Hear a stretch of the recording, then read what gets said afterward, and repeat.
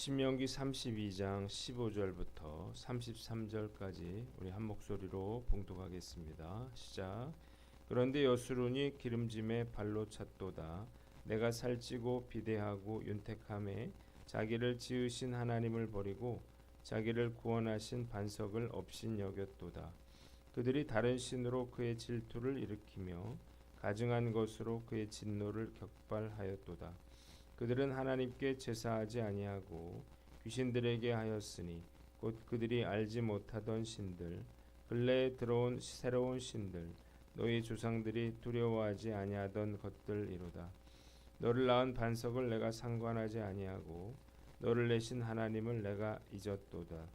그러므로 여호와께서 보시고 미워하셨으니 그 자녀가 그를 경노하게 한 까닭이로다. 그가 말씀하시기를 내가 내 얼굴을 그들에게서 숨겨 그들의 종말이 어떠함을 보리니 그들은 심히 패역한 세대요 진실이 없는 자녀이미로다.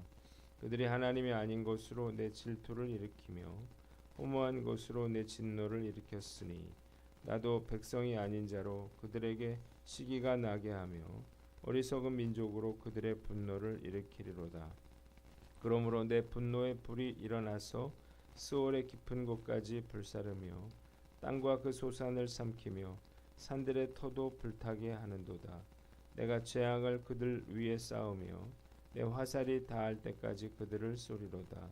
그들이 주림으로 쇠약하며 불같은 더위와 독한 질병에 삼켜질 것이라. 내가 들짐승의 이와 티끌에 기는 것을 독을 그들에게 보내리로다.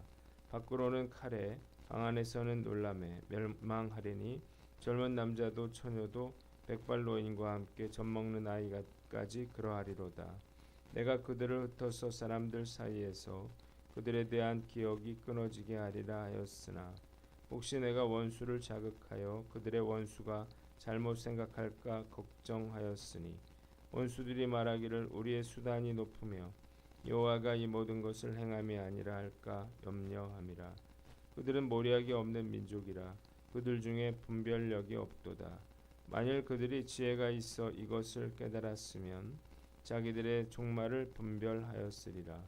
그들의 반석이 그들을 팔지 아니하였고 여호와께서 그들을 내주지 아니하셨더라면 어찌 하나가 천을 쫓으며 둘이 만을 도망하게 하였으리요. 진실로 그들의 반석이 우리의 반석과 같지 아니하니 우리의 원수들이 스스로 판단하도다. 이는 그들의 포도나무는 소돔의 포도나무요 고모라의 밭의 소산이라. 그들의 포도는 독이 든 포도이니 송이는 쓰며 그들의 포도주는 뱀의 독이며 독사의 맹독이라. 아멘. 오늘은 신명기서 32장 15절로 33절 말씀을 가지고 내 얼굴을 그들에게 숨겨 이런 제목으로 묵상 나눔하도록 하겠습니다. 오늘 먼저 15절로 18절인데 15절에 내가 살찌고 비대하고 윤택함에 하나님을 버리고 반석을 업신 여겼도다 그랬습니다. 자, 이스라엘 백성들이 가나안 땅에서 풍요를 누리게 되면 마치 잘 먹고 살이 쪄서 비대해진 후에 더 이상 주인의 말을 듣지 않는 그런 짐승들처럼 자기를 지으신 하나님을 버리고 반석이신 구원자를 업신 여기게 될 것이었습니다. 그들은 이방신을 섬겨서 주께서 질투하게 하고 가증한 것으로 하나님의 진노를 격발시킬 것인데 그들이 알지 못하고 또 섬기지 않던 신들에게 제사를 드리고 그들을 낳은 하나님을 잊었기 때문입니다. 자, 본문이 주는 교훈이 있어요. 한번 따라해 봅시다. 풍요의 때가 위기임을 알라. 여기 여수론이라고 되어 있죠.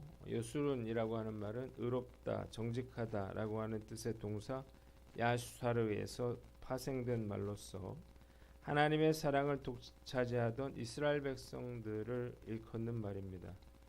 자, 이렇게 하나님께 특별한 사랑을 받던 사람들이 약속의 땅 가나안에서 풍요를 누리게 되자 평안과 풍요를 주신 하나님을 저버리고 우상 숭배에 빠져 하나님을 질투하시게 하고 경록해 만든 것입니다. 인생의 가장 큰 위기는 고난의 때가 아니라 풍요의 때라는 사실을 알아야 합니다. 어려울 때 오히려 우리가 겸손하고요, 애통한 마음으로 하나님께 부르짖는 것입니다. 그런데 우리가 먹고 살만하고 풍요를 누리게 되면 느슨해지고 하나님의 은혜를 잊어버리고 그리고 기도와 예배에서도 멀어지게 되는 것입니다. 언제 다윗이 무너졌나요? 어렵고 힘들 때가 아니었습니다. 사울 왕의 핍박을 당해서 정말 목숨을 구하면서 숨어 피해 다니던 때가 아니었습니다. 오히려 그런 절체절명의 그런 위기 속에서 그는 정금 같은 그런 믿음을 가졌는데요. 가장 풍요의 순간, 가장 인생의 절정의 순간에 죄를 짓고 무너져 내린 것입니다. 자, 인생의 위기는 어려울 때가 아니고요. 오히려 뭔가 내가 이루었다라고 할 때, 또 평안이 찾아올 때, 풍요를 누릴 때라는 사실을 아시기를 바랍니다. 오히려 여러분이 내가 어떤 위기 가운데 있다, 어려운 가운데 있다면 오히려 지금이 더욱 안전할 때일지도 모릅니다. 왜냐하면 그 어려움으로 인해서 내가 하나님께 매어 달리게 되었고, 그리고 내가 하나님을 붙잡게 됐기 때문이에요. 원하는 것을 얻고 성공의 자리에 오르고 또 풍요함에 거하게 되면 사람이 달라지기 쉽습니다. 무엇보다 영적으로 느슨해지는 것입니다. 나태해지는 거예요.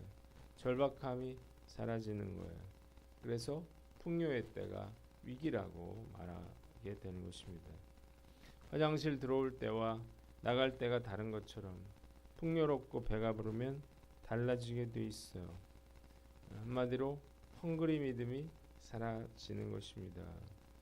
오늘 말씀 앞에서 나는 어떤가 한번 살펴보고, 우리가 풍요의 때가 위기임을 알고 우리가 주님을 향한 열정과 헌신을 잃지 않는 저와 여러분들 되시기를 주님의 이름으로 축원합니다. 두 번째는 19절로 25절 말씀인데 19절을 봅니다. 여호와께서 보시고 미워하셨으니 그 자녀가 그를 경노하게 한 까닭이로다 그랬어요. 자, 이스라엘 백성들이 하나님을 버리고 우상 숭배에 빠진 결과가 무엇인가요? 첫째 19절에 경노하심입니다. 하나님은 백성들의 가증한 죄와 배교를 보시고 경노하셨습니다. 충분히 이해하죠. 하나님께서 이스라엘 백성들을 어떤 민족보다 사랑하시고 또 은혜를 베풀어 주셨기 때문입니다. 두 번째 20절에 얼굴을 숨기겠다 그렇게 말씀하십니다. 자, 아버지로서 패역한 자녀들의 죄와 허물을 바라볼 수가 없기 때문에 그래서 얼굴을 가리우시겠다고 숨기시겠다고 말씀하십니다. 세 번째는 21절에 질투하심입니다. 자, 우상 숭배는 참되신 하나님을 모욕하는 가증스러운 그런 행위였습니다. 그래서 하나님은 다른 민족을 선택하셔서 이스라엘 백성들을 분노케 하실 것이었습니다. 세 번째로 심판하심인데요. 22절부터 아주 자세하게 나와 있습니다. 하나님의 진노의 불이 모든 것을 불사르고 온갖 재앙을 퍼붓고 모든 화살이 다 떨어질 때까지 쏘실 것이었습니다. 그들은 굶주림과 기근과 열병과 들짐승과 독사들에게 고통받고 전쟁으로 바깥에서는 칼에 맞아 죽고 안에서는 놀라서 죽으니 이는 남녀노소를 가리지 않을 것이었습니다. 백성들이 하나님을 저버린 결과, 하나님을 떠난 결과는 무엇인가요? 하나님의 질투와 분노를 격발시켜 무서운 하나님의 심판을 받게 되는 것입니다. 본문이 우리에게 주는 교훈이 있는데 첫째로 오직 하나님만 사랑하라는 것입니다. 한번 따라해 봅시다. 오직 하나님만 사랑하라. 자, 하나님이 질투의 하나님이십니다. 자, 왜 질투하나요? 그만큼 백성들을 사랑하셨기 때문입니다. 이스라엘 백성들을 하나님은 눈동자같이 사랑하시고 한시도 눈을 떼지 않고 아끼고 사랑하면서 모든 것을 다 주셨습니다. 이런 백성들이 하나님을 버리고 우상 숭배에 빠질 때 분노하지 않을 수가 없는 것입니다. 나는 질투하지 않는다라고 말하는 그런 분들이 있습니다. 이런 사람은 단 한 번도 누군가를 정말 사랑해 본 적이 없는 사람이죠. 내가 누군가에게 온 마음을 다 줬는데 그가 다른 사람을 사랑하면 당연히 질투하게 돼 있습니다. 내가 사랑하는 여인이 양다리를 걸치고 있다는 사실을 알면서도 이를 묵인할 사람은 없는 거죠. 누구라도 이 사실을 안다면 불같이 화를 낼 것입니다. 근데 정말 이상하게도 많은 성도들이 하나님과 우상을 동시에 섬기면서도 전혀 문제의식을 갖지 않더라는 것입니다. 누가복음 6장 13절에 너희는 하나님과 재물을 겸하여 섬길 수 없느니라 이렇게 예수님이 경고하셨는데 양다리는 결국 파국을 불러오는 것입니다. 한쪽을 택해야 되는 거예요. 하나님의 사랑은 불같은 사랑이고 전적인 사랑을 요구하는 배타적인 사랑인데 이건 당연한 것입니다. 우리가 양다리를 걸치고도 뭐 아무 일 없을 거라고 생각하는 것 자체가 잘못된 것이고 오히려 정말 질투하실 만큼 하나님이 나를 사랑하신다고 하는 것은 정말 내가 놀랍고 감사한 일이 아닐 수가 없습니다. 우리가 말씀 묵상하면서 한번 생각해 봐야 되겠죠. 과연 나는 하나님만 사랑하고 하나님께만 모든 시선을 집중하고 있는가?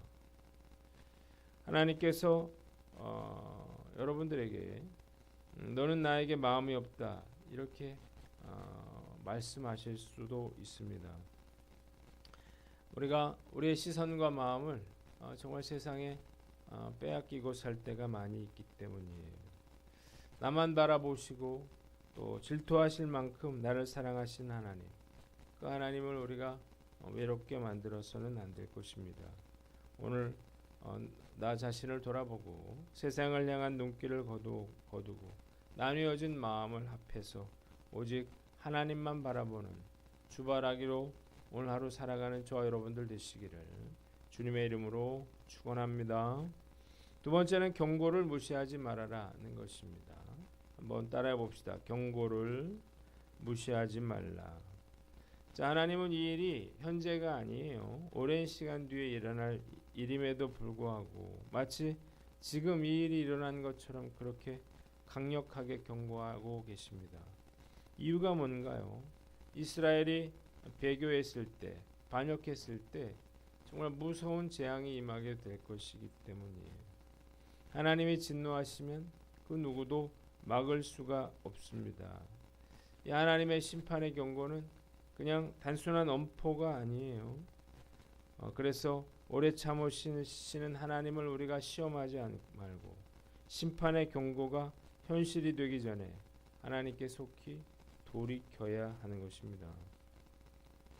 말씀 묵상하면서 누구보다 말씀을 잘 알고 있는 제가 죄 짓는 것에 담대한 그런 모습을 볼 때가 많이 있습니다. 가슴이 뜨끔하죠. 죄를 지을 때는 마치 아무것도 모르는 사람처럼 서슴지 않고 죄를 저질러요. 그리고 나서 말씀을 아니까 심판받을까 봐 두려워하는 것입니다. 마치 하나님의 인내심을 테스트하는 것 같아요.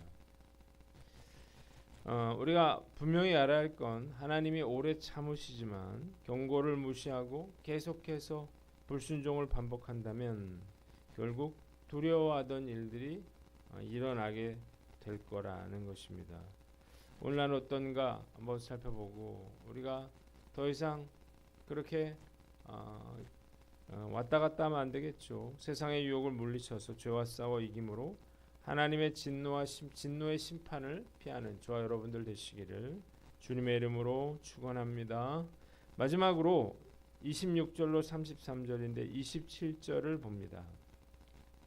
그들의 원수가 잘못 생각할까 염려함이라 이랬는데, 자, 하나님은 백성들을 다 흩어버려서 아무도 기억할 수 없도록 그렇게 만들려고 했습니다. 그런데 그렇게 하시지 않은 이유가 있어요. 하나님께서 이방 민족들을 통해서 이스라엘 백성들을 징계하실 터인데, 자, 그렇게 되면 이방 백성들이 마치 자기들의 힘과 능력으로 이스라엘 백성과의 전쟁에서 승리한 것처럼 그렇게 착각하고 자랑할 것을 염려하신 것입니다. 그래서 하나님이 그 꼴이 보기 싫으셔서 이스라엘 백성들을 전멸시키시는 시지는 않았다는 거예요. 그런데도 이스라엘 백성들은 어리석고 우둔해서 자신들이 왜 패배를 당했는지 알지 못하고 또 그 종말도 깨닫지 못했습니다. 하나님께서 허락하시지 않았더라면 어떻게 한 사람이 1000명을, 두 사람이 10,000명을 물리칠 수 있었을까? 원수들도 그들의 반석이 이스라엘의 반석보다 약하다는 사실을 잘 알고 있었습니다. 극상품의 포도였던 그들은 이제 소돔과 고모라의 포도가 됐습니다. 이 포도는 독이 있고 그 포도주는 독이 가득한 술이 되고 만 것입니다. 한번 따라해 봅시다. 우둔함에서 깨어나라. 자, 말씀을 묵상하면서 마치 고구마 100개 먹은 것처럼 속이 답답함을 느낍니다. 이스라엘 백성들은 극심한 징계와 재앙을 당하면서도 왜 이런 일이 일어났는지조차도 그들은 깨닫지 못했습니다. 더욱 안타까운 것은 하나님께서 그들을 진멸시키지 않았던 그 이유조차 그들은 알지 못하고 있다는 것입니다. 제 딸이 어렸을 때 제가 가장 화가 났을 때는 아이가 잘못을 해서 이제 혼이 나고 있는데도 불구하고 그 자기가 뭘 잘못했는지를 모르고 있었을 때예요. 더 때릴 수도 없고 정말 답답한 일이죠. 자, 하나님이 얼마나 답답하셨을지, 얼마나 하나님이 슬퍼하실지 그 마음을 이해하고도 남습니다. 문제는 우리 역시 이렇게 징계를 당하면서도 그 이유를 알지 못할 수 있다는 거예요. 저도 그런데요. 매일매일 말씀을 묵상하고 적용하려고 노력하는데 어떻게 그럴 수 있을까 싶지만 충분히 그럴 수 있습니다. 다른 사람의 눈에 티는 너무나 잘 보이지만 내 눈에 들보는 볼 수 없는 것이 바로 인간이기 때문이에요. 무조건 우둔함과 어리석음에서 깨어나야 합니다. 왜냐하면 깨닫지 못하면 징계가 계속될 거예요. 그래서 성령께서 저와 여러분들에게 깨달을 수 있는 그런 믿음을 주시기만을 간절히 소망합니다. 아니 성령께서는 수없이 말할 수 없는 탄식으로 우리에게 말씀하셨을 거예요. 우리가 교만해서요, 우둔해서 듣지 못하고 있을 뿐인 거예요. 오늘 난 어떤가 한번 스스로를 돌아봐야 되겠죠. 우리가 교만함을 버리고 겸손한 마음으로 주님 말씀하십시오. 제가 순종하겠나이다. 이렇게 고백할 수 있어야 합니다. 들을 줄 모르면 엘리 제사장처럼 수치와 재앙을 당하게 됩니다. 우둔함에서 깨어나 회개하고 돌이킬 수 있는 저와 여러분들 되시기를 주님의 이름으로 축원합니다. 기도하겠습니다. 하나님 아버지, 어떤 상황에서도 결코 우리가 주님을 배반치 않게 하여 주시고 늘 깨어있는 저희들이 되게 하여 주시옵소서.